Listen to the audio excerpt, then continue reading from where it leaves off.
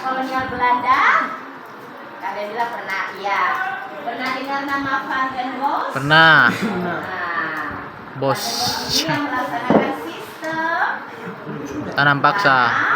Tanam paksa.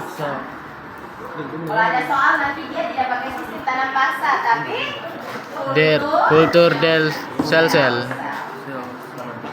Ini dilaksanakan dari tahun 1800 Iyo, mirip-mirip. sampai 1800. Bagaimana menderitanya rakyat Indonesia pada saat itu. Makanya kembali ke Tanjung Moroa. Sebelum ke Tanjung Moroa, waktu kalian belajar pemerintah kolonial Belanda, biar lebih jelas toh. Belanda dari Republik Batak kepada Belanda. Republik Batak adalah pemerintahan di mana Belanda dikuasai oleh Prancis. Makanya Belanda kemudian mengubah namanya menjadi Republik Batak. Batak. Karena dia dikuasai oleh Napoleon Bonaparte. Revolusi Prancis. Sudah ada cerita toh? Ya. Jadi ketika di Eropa terjadi revolusi Prancis, Belanda termasuk salah satunya dikuasai oleh Prancis. Kemudian dia mengubah namanya menjadi Republik Batak. Oke? Setelah pemerintahan Prancis dari Republik Batak dikembalikan kepada Belanda, Belanda mengubah namanya lagi menjadi pemerintah Belanda. Nanti di Indonesia dia tambah kolonial. Oke, pada masa pemerintahan Belanda dari Prancis ini ke Belanda, mereka disebut ada tiga atau disebut dengan kepemimpinan ganda. Ada 3 orang yang memimpin pada saat itu. Ada Vloot, ada Buyckes, dan ada Van der Capellen. Pernah dengar namanya di buku? Pernah. Iya. Jadi setelah dari Republik Batak kembali ke pemerintah Belanda, dipimpin oleh 3 orang, Vloot, Buyckes, dan Van der Capellen. 3 tahun kemudian, Buyckes dan Vloot merasa bahwa Belanda sudah kembali, sistem pemerintahannya sudah normal, terus wilayahnya sudah normal. Akhirnya mereka menyerahkan kepada Van der Capellen. Pada masa pemerintahan Van der Capellen, ternyata di Belanda muncul 2 kelompok besar, yaitu kelompok liberal dan kelompok konservatif. Nah, konservatif menginginkan agar pemerintahan Hindia Belanda, kalau pemerintahan Hindia Belanda berarti Indonesia, pemerintahan Hindia Belanda tetap dipegang oleh pemerintah lokal. Sedangkan menurut kaum liberal, kaum bebas, bahwa pemerintahan di Hindia Belanda harus dipegang oleh pihak swasta. Pihak swasta ini bisa Amerika Serikat, bisa Inggris, dan bisa Prancis. Oke, sampai di sini. Oke.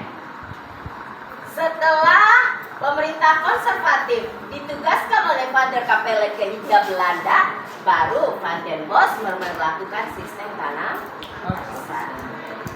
50 tahun kemudian, ketika pemilu, kaum konservatif ini kalah. Yang menang adalah kaum liberal. Dia mengubah sistem yang ada di Hindia Belanda menjadi politik pintu terbuka. Pasti pernah dengar ini, atau disebut dengan ekonomi liberal. Pernah dengar? Yang pada saat di Hindia Belanda, semua tanah-tanah milik rakyat disewakan ke pihak swasta. Sudah. Jadi mereka nanti yang ini ketika mereka sudah menang pemilu, dia sampai di sini kultur stelsel dihapus, dia menganut sistem ekonomi liberal, di mana semua tanah-tanah milik rakyat di Indonesia diserahkan kepada pihak swasta. Tujuannya agar mereka mendapatkan keuntungan.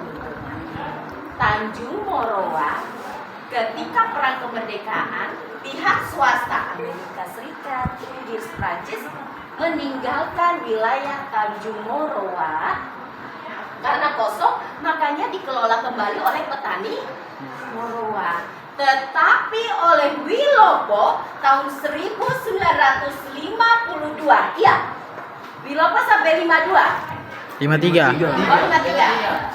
Tahun 1953, Wilopo mengizinkan kembali tanah di Tanjung Morowa untuk diambil kembali oleh pihak swasta. Jadi dia mengizinkan kembali nih 3 negara ini nih, Amerika Serikat, Inggris, Prancis, untuk ambil tanah kalian di Tanjung Morowa. Kenapa? Karena dalam aturan ekonomi liberal, tanah yang ada di Indonesia itu ketika disewakan ke pihak asing itu selama 65 tahun. Jadi karena belum 65 tahun, Wilopo kembali mengizinkan silakan kalian ambil tanah kalian di Tanjung Morowa. Karena belum 65 tahun, aturannya harus 65 tahun. Marahlah petani Morowa karena Wilopo meminta bantuan polisi dan TNI yang tadi itu 3 kata-kata itu untuk mengusir semua rakyat di wilayah Morowa untuk mereka dikasih tanah di luar dari Tanjung Morowa. Petani Morowa tidak mau, kita yang sudah kerja setengah mati kita diusir, ya toh? Karena mereka tidak mau, akhirnya terjadilah perlawanan. Polisi dengan petani siapa yang menang? Polisi. Polisi dengan senjata, ya toh? Akhirnya ada 5 orang yang mati. Karena 5 orang yang mati inilah akhirnya muncul Mosi tidak percaya dari Partai Serikat Tani Indonesia. Karena menurut mereka Wilopo lebih pro terhadap Blok penjajah daripada kepada rakyat. Akhirnya Wilopo tanggal 3 Juni ya 1953 kemudian menyerahkan kembali mandatnya kabinetnya kepada Presiden Soekarno. beda dikit aja. Nah itulah peristiwa Tanjung Morowa. Makanya aku bilang kamu dapat materi ini tidak. Ini ada kaitannya. Sudah selesai belajarnya, Pak?